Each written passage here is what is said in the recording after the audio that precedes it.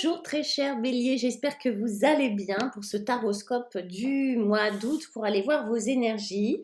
On va utiliser pour regarder vos énergies le tarot mystique et l'oracle des rêves qu'on va combiner et puis une petite carte pour voir l'énergie extérieure, ce qui va vous influencer. Donc ce sera une lame des 22 arcanes majeurs du tarot de Marseille.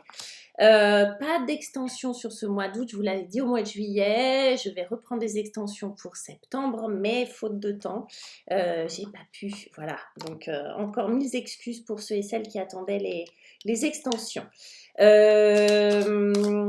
d'autre? Si vous souhaitez une consultation en privé avec moi, que ce soit en visio, par téléphone ou en cabinet, rien de plus simple. Vous avez mon site internet juste en bas de la vidéo, juste en dessous de la vidéo. Vous avez mon email et vous avez les réseaux sociaux sur lesquels aussi vous pouvez me joindre. Vous pouvez me poser vos questions aussi. N'hésitez pas si vous avez un doute ou quelque chose ou si vous voulez savoir comment ça se passe. N'hésitez pas. Allez, on y va les béliers, le mois d'août. Donc on est au milieu de l'été. Pour certains, les vacances sont passées. Pour d'autres, elles arrivent.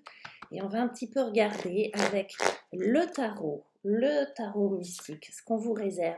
Là, c'est dans la position de ce que vous voulez, le jugement, arcane majeur. Wow, ça commence fort. Les béliers, le 9 de coupe, ça va être votre obstacle, votre défi sur ce mois d'août. Très bien. Je dis très bien, c'est pas forcément très bien, mais on va aller voir. C'est en tout cas un défi intéressant. Le roi de coupe. Ah, des coupes, les amis. Le roi de coupe qui vient à la rescousse. Ok. Et puis enfin, on a le valet de coupe. Ok, les béliers, vous avez compris le message. On est dans les coupes, c'est-à-dire qu'on est dans l'émotion, dans l'émotionnel, on est dans le sentimental, on est à ce niveau-là, on est dans le cœur sur ce mois d'août. Avec, je vais tirer tout de suite l'arcane majeur, je voulais le faire au début, c'est la tempérance, les émotions. Ok, ça c'est l'énergie qui vient vous aider de l'extérieur, en tout cas qui vient vous influencer. J'y ai aidé parce que la tempérance, elle est là pour ça. La tempérance, c'est un des meilleurs arcanes qu'on puisse avoir dans le tarot de Marseille, c'est bien la tempérance. On va regarder avec l'oracle des rêves ce que l'on a avec le jugement. Allez, le jugement et l'oracle des rêves avec le jugement. Dans la position de ce que vous voulez la nuit. Ok. Je vous lirai après toutes les significations et puis évidemment on va prendre le temps d'interpréter. La réussite, ça c'est votre défi. Vous voyez un homme et une femme. D'accord. Qu'est-ce que vous avez ambitionné de réussir qui bloque un peu? Le chez-soi qui vient vous aider avec ce roi de coupe. Oui, ça me parle. Et puis ce valet de coupe qui est là. Et on a la chute. On n'a pas peur de la chute, vous inquiétez pas. Ce qui compte, c'est comment on se rattrape, comment on atterrit, vous voyez. L'énergie extérieure, je vous en parlais à l'instant. C'est la tempérance. La tempérance, c'est un ange, c'est votre ange gardien. Donc déjà, vous pouvez vous dire que vous allez être très accompagné sur ce mois d'août avec un être qu'on représente avec des ailes dans notre tradition, mais qui n'est pas forcément ailé. Hein. Pour ceux et celles qui ont déjà perçu leur ange, vous voyez que ce n'est pas toujours le cas. En tout cas, cet ange, qu'est-ce qu'il signifie?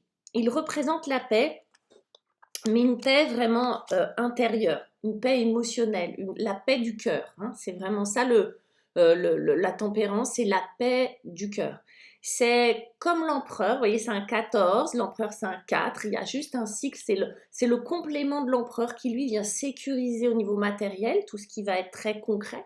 L'ange, la tempérance vient sécuriser au niveau spirituel, au niveau émotionnel. L'ange y verse de l'eau, dans deux coupes. L'eau représente les émotions. Il vient remettre du mouvement à l'intérieur, il vient remettre du mouvement dans les émotions, dans le corps, là où il y a des blocages. Donc, il peut y avoir circulation des émotions, qu'elles soient agréables ou pas. On ne juge pas les émotions, elles sont toujours bonnes à prendre. Elles ont toujours une bonne raison d'être là. Du coup, cet ange-là, il vient remettre beaucoup de douceur et puis c'est aussi la carte des vacances, hein, l'arcane 14, c'est la guérison pour ceux et celles qui sont fatigués, pour ceux et celles qui n'en peuvent plus ou qui sont en rémission. C'est la carte des vacances, du repos, de l'arrêt, du temps suspendu dans lequel effectivement on va pouvoir s'occuper de qu'est-ce qui se passe à l'intérieur. Ok. Vous, ce que vous voulez, c'est effectivement le jugement. Le jugement, c'est quoi? C'est encore un ange. Donc, vous voyez, il y a quelque chose de très spirituel et de très accompagné à l'extérieur, mais je pense que vous vibrez ça, les béliers. C'est l'archange même, c'est l'archange Gabriel hein, dans le tarot. C'est lui qui vient annoncer.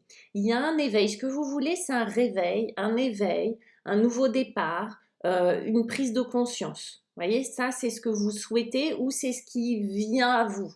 D'accord? Le jugement, c'est ça. Le jugement, c'est c'est une part de vous qui, un peu endormie, comme la belle au bois dormant, va s'éveiller, va se réveiller.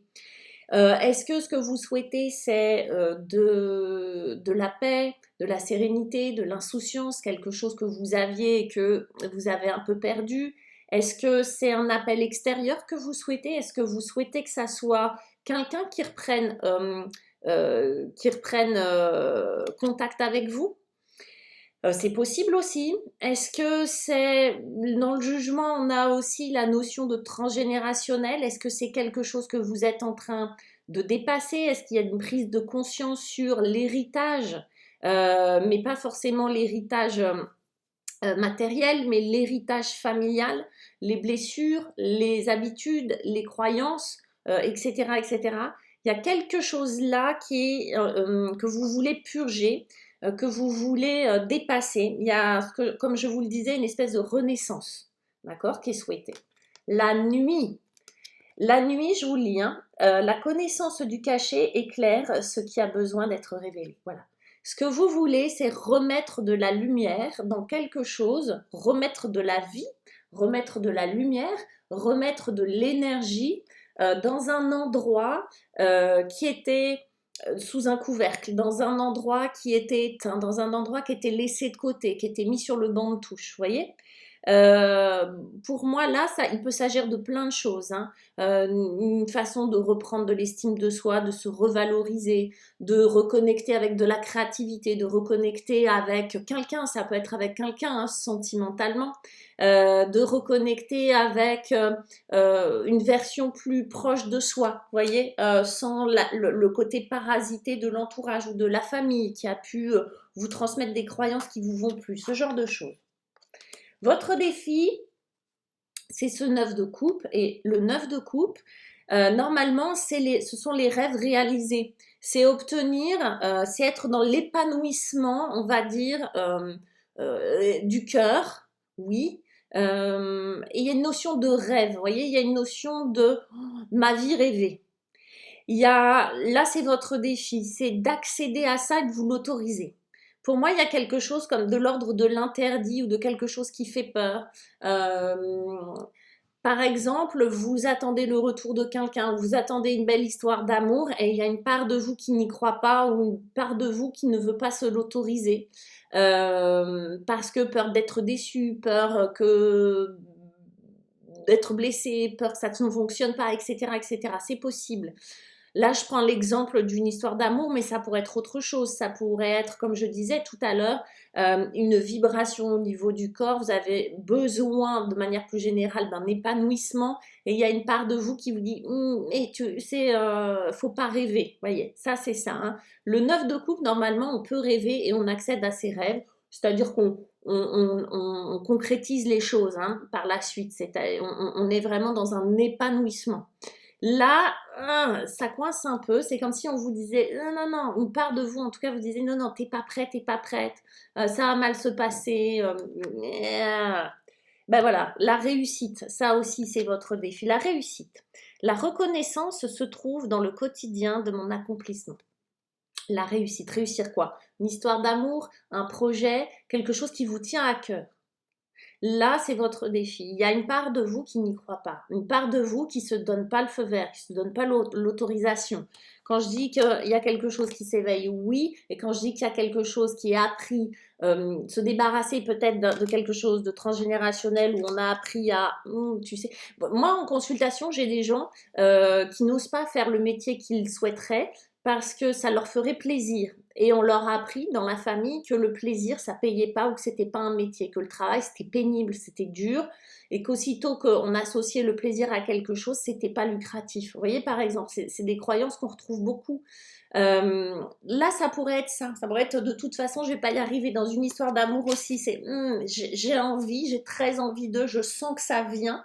Mais de l'autre côté, j'ai peur de me bananer, j'ai peur de me casser la figure. Alors comment on règle ce problème-là? N'oublions pas que nous sommes accompagnés déjà, on prie, on demande, on lui donne des missions à cet ange-là. Il attend que ça, d'accord? Si vous ne lui parlez pas, si vous ne lui confiez pas de mission, il s'ennuie, hein? Le roi de coupe va venir vous aider. Alors le roi de coupe, c'est peut-être un personnage qui vous entoure, une femme, un homme, peu importe, mais qui a cette vertu de, vous voyez, faire circuler au milieu de ses jambes un océan d'émotions. Ok, le roi de coupe, c'est vraiment ça, c'est accueillir ce qui vient. Vous voyez, les bateaux. La métaphore, c'est un peu, vous êtes le bateau sur la mer agité et le roi de coupe, il dit, t'inquiète, je vais gérer, je vais t'accompagner, je vais te guider.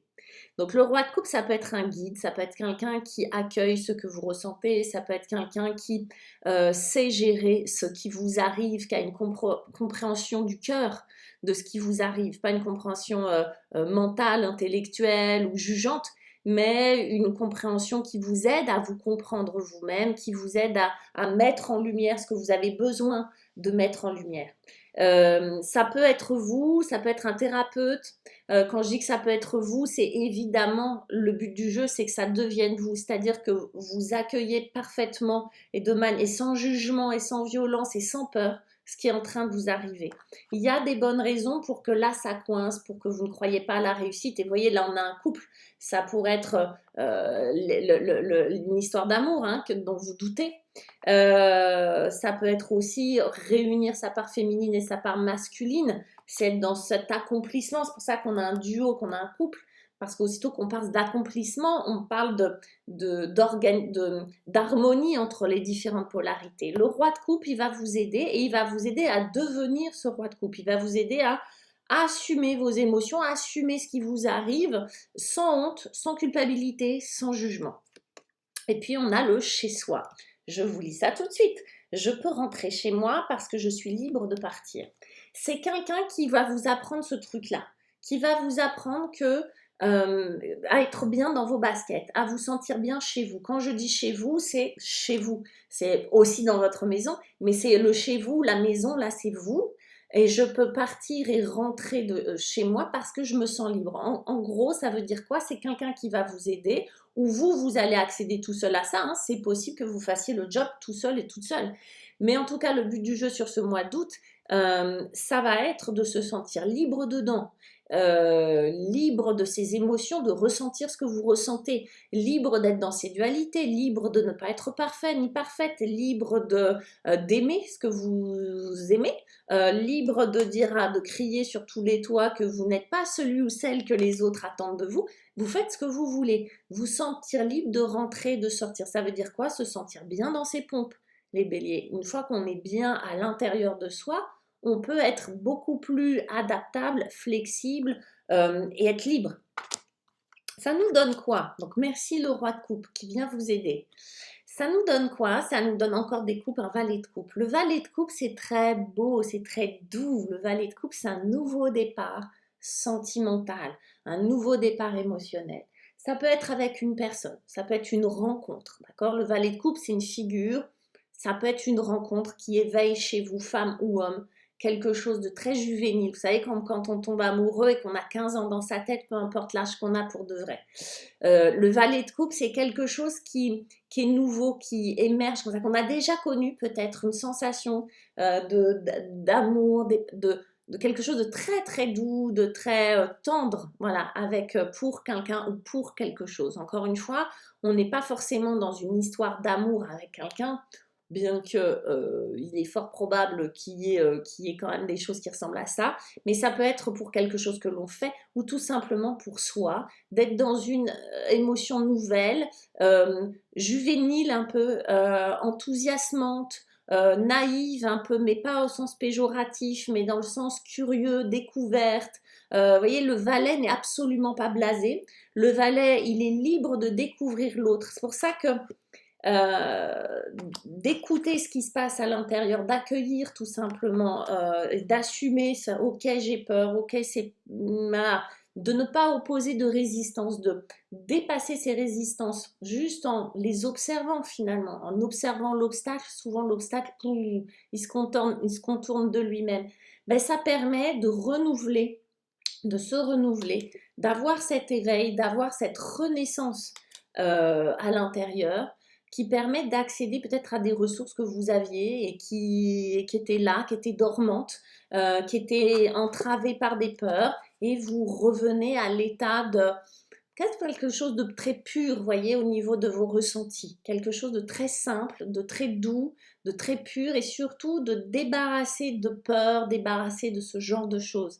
Là, ce valet de coupe, il vient vraiment vous faire ressentir cette petite brise, vous voyez, ce petit vent d'air frais, en fait, cette légèreté, cette insouciance dans votre façon d'aimer. Est-ce que c'est aimer quelqu'un? Est-ce que c'est aimer quelque chose? Est-ce que c'est vous aimer?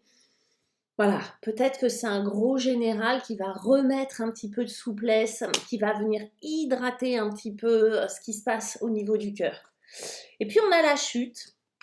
Je vous montre, voilà, on a la chute, et la chute nous dit, avec sérénité, j'atteins le sol sur mes deux pieds. Vous voyez, l'idée c'est, la chute elle n'est pas grave, c'est comment j'atterris, ce que je vous disais. La chute c'est quoi? C'est, ça résume un petit peu, j'avais peur de me casser la gueule là. Là on avait très très peur de pas réussir, on avait très peur de pas s'accomplir, on avait très peur de pas atteindre ses souhaits, ses vrais désirs, etc. De tomber, mais finalement on vous dit c'est pas que vous allez pas tomber, mais vous allez, ça va être ok, vous allez atterrir sur vos deux pieds. Pareil, c'est toujours la peur qui vient encombrer, c'est pas tellement la façon, oui, c'est la manière dont on tombe, c'est pas tellement la chute le problème, c'est la manière dont on chute. Et là, c'est, vous voyez, là, vous me faites une galipette, là. Vous me faites une galipette, vous vous adaptez à ce qui se passe, il n'y a pas de résistance. Vous voyez, faites tomber quelqu'un, souvent les personnes âgées, elles sont très raides, très, tout ça, faites tomber quelqu'un de très raide et faites tomber quelqu'un de très souple. Et il y en a un qui va se casser et l'autre qui va juste rigoler, vous voyez, ça va, c'est pas du tout le même impact. Là, plus vous serez dans la souplesse, plus vous serez dans la circulation, plus vous serez dans l'acceptation de vos dualités, de vos peurs, de vos stress, de vos tristesses, de tout ça, plus ce sera facile de s'adapter et d'avancer et de trouver cet épanouissement du cœur, parce que finalement c'est ça, ce dont on vous parle, c'est un éveil et un épanouissement du cœur, où on vous dit c'est pas vrai qu'il n'y aura pas de changement, oui il y a du changement, mais ce changement il peut se faire en douceur, d'accord? On n'a pas besoin de se maltraiter, on n'a pas toujours besoin que ça soit difficile, mais pour ça, faut quand même tendre l'oreille, il faut être accompagné, il faut quelqu'un qui accueille tout ça, il faut se libérer des jugements, il faut que des impératifs et des injonctions pour pouvoir vivre cette espèce de nouveauté, de chute où on atterrit sur ses deux pieds, où on peut profiter de cette légèreté, de cette douceur, de ce climat de paix que représente, que la tempérance aide à créer chez vous. C'est très très beau les béliers. J'espère que ce tirage du mois d'août vous a parlé, vous accompagnera tout le mois d'août. Laissez-moi des pouces, des likes et des commentaires. Ça me fait très très plaisir et puis ça aide la chaîne et ça me touche beaucoup. Je vous embrasse. Je vous dis pour fin août, on se donne rendez-vous fin août, début septembre pour les énergies de la rentrée. En attendant, portez-vous bien. Ciao.